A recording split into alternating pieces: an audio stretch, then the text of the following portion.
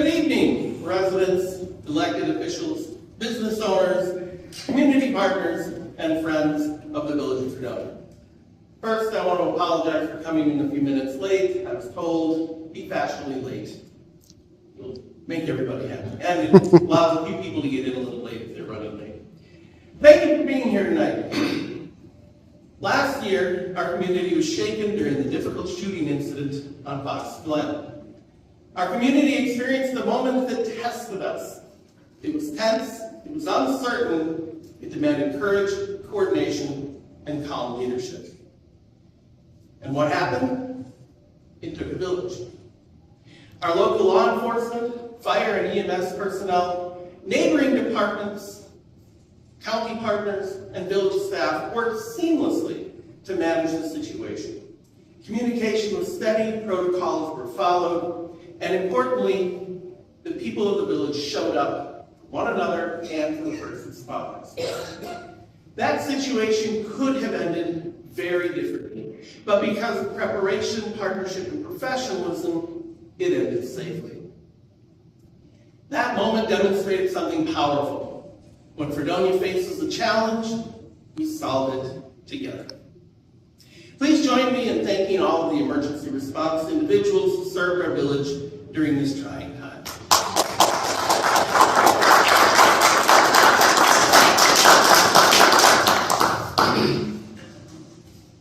It's now been 1 year since I was elected village president.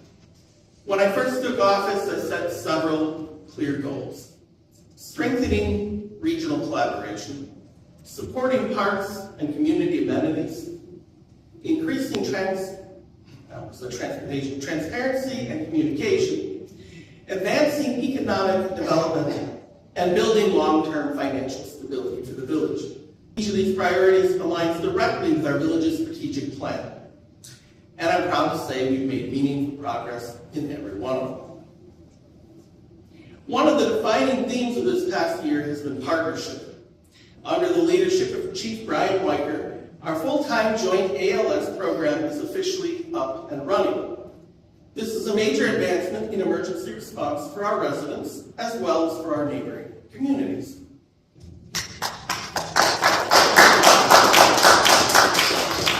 But it didn't happen alone. The Village of Fredonia worked alongside the Village of Belgium and the townships of Fredonia and Belgium to strengthen not only the paramedic services, but our joint EMS fire collaboration overall. In fact, we are currently reviewing the results of a study of fire response services in northern Missouri County that can help us to continue to build partnerships, improve service, share costs, and ensure sustainability. That is regional leadership in action. Our parks continue to be a source of pride, and they are powered by incredible community support.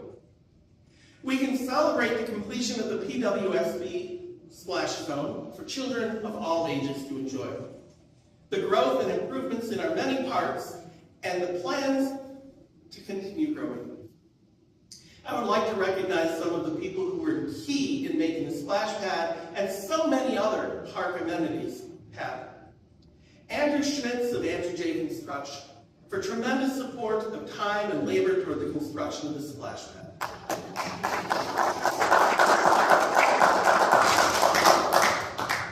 James Showalter, CEO of Port Washington State Bank, for cementing this project with their generous donation and their continuing support of new projects.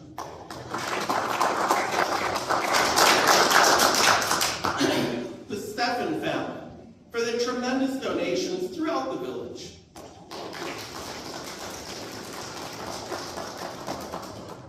The Fredonia Lions for ongoing donations and for leading by example in giving back to the community.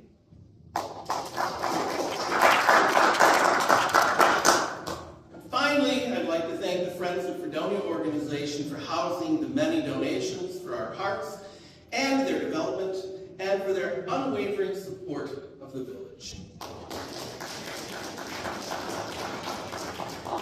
All of these and more have given and continue to give. And this, plus the recent generous donation from the estate of Robert Haney, will allow allow us to continue to add recreational opportunities and amenities for years to come. This level of philanthropy and volunteerism is extraordinary in a community our size. And of course, none of these projects would be possible without the efforts of village staff, from administration to the entire DPW crew. Their ingenuity and determination help make these dreams come to life.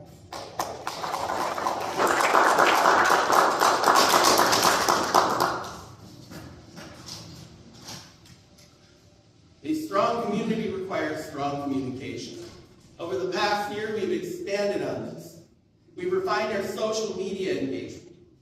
We've improved the quality of village newsletters. We've continued to improve the website of the village. And we've added things like monthly video updates, coffee with the village events, which personally I think are a lot of fun, and community gatherings like this one tonight. Transparency builds trust, and trust builds momentum. While we have much to celebrate, it would be remiss of me not to talk about the road ahead. The village faces significant financial challenges in 2026 and beyond, but I want to frame these not as setbacks, but as structured, strategic challenges that we are actively addressing. Our wastewater treatment plant upgrade is one of the largest infrastructure projects in village history, a project that has been over a decade in the making. Yes, residents, including ourselves on the board, have experienced rate increases, and future adjustments may be necessary as the board weighs careful consideration of needs versus wants. But here's the good news. The engineering plans are now complete. We have approval from the DNR, and the board has structured the bid packages strategically, allowing flexibility to prioritize projects based on financial impact and facility needs. This is responsible government. We're modernizing critical infrastructure while being thoughtful about the costs to our residents. Some of our roads, including Martin, Fillmore, and South Milwaukee, require major reconstruction. The cost for this is extraordinary. But for the first time ever, the village now has a long-range road plan based on road quality, utility capacity, costs to reconstruct. You may have noticed water main breaks, asphalt failures, and stormwater flooding. This plan helps to address the failures of our utility system and the poor conditions along our roadways. We are prioritizing major construction projects. We're structuring debt responsibly to minimize taxpayer impact, and completing smaller projects between large ones to maximize return on investment. This is not reactionary spending, this is disciplined, long-term plan. Our fire department will soon need a new fire truck, and currently there is no simple funding path. But we're not standing still. The village secured grant funding to hire McMahon to conduct a Northern Ozaukee Fire Department study. I mentioned this earlier. This inventories equipment, evaluates staffing, and encourages collaboration between municipalities to determine the most sustainable service model. Additionally, our staff continues pursuing every grant opportunity available to support this critical purchase. Public safety is not optional, and we are committed to finding solutions. Another element of fiscal responsibility involves growing our tax base to stabilize village finances. This has been a challenge. For years, several residential and commercial lots sat on the market unmoving. So we recently launched Fredonia First. This bold initiative allows for a one-time discount on new construction permits and attracts new home buyers or the next small business to take a chance on Fredonia. Since launching Fredonia First, 2 residential lots have been sold and building has started on these properties. Duplex construction has begun in the eastern part of Emerald Hills. The damaged property on the western side of the village is being addressed, and builders are starting to take an interest in the village. Momentum matters. Economic development doesn't happen overnight, but we are creating the conditions for success, and it is already paying off. The remaining parcel on Innovation Drive is critical to balancing the finances of TID number 3. The good news, we've engaged a professional commercial real estate firm to advocate for that remaining parcel on our behalf. The current developers have committed to breaking ground this year, 2026, with Gazarovski having already almost completed construction.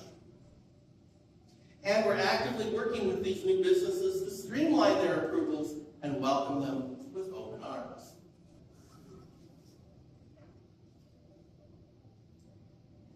I want to end this night by recognizing Don Dorwart for 3 decades of public service to the village. 30 years of dedication is not just a milestone, it's a legacy. Thank you, Don, for your service.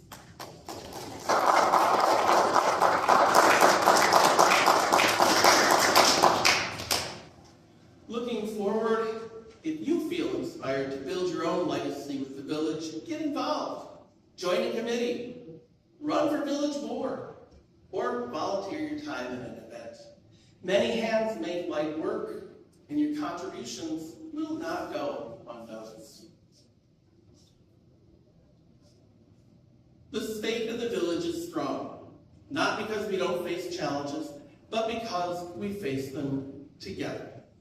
Strong partnerships, growing regional collaboration, engaged donors and nonprofits, committed leadership and staff, strategic planning tools that we've never had before, and residents who care deeply about this community.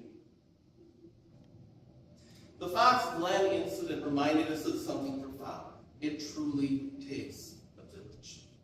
And as we move into 2026 and beyond, I'm confident that together we will continue to lead with courage, transparency, and vision. Thank you for your trust. Thank you for your partnership. And thank you for believing in the future of Fredonia.